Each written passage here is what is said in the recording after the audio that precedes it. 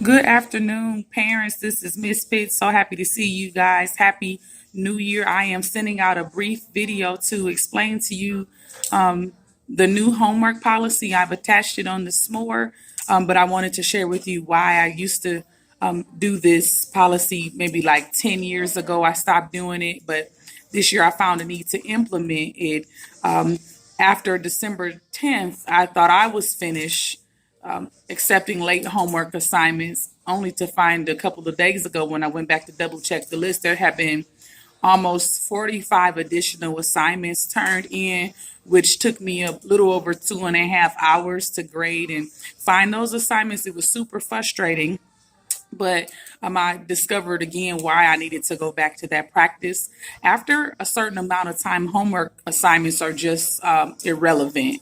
We've already discussed the content in class. Most times, students are taking the content from return homework for other students and copying and pasting.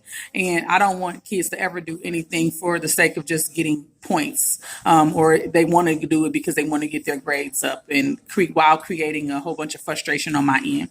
So I have the Pittsburghs. Please look at the policy.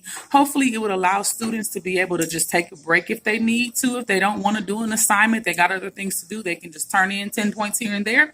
And the students who or if they make a mistake or just forget, we're all human, they'll have a little bit of grace. And for those who get everything in, those will be extra credit points. So if you have any questions, feel free to chat with me about that. I've discussed it with all of the students. You have the policy right there in front of you. I did speak with Mr. Mater to get it approved.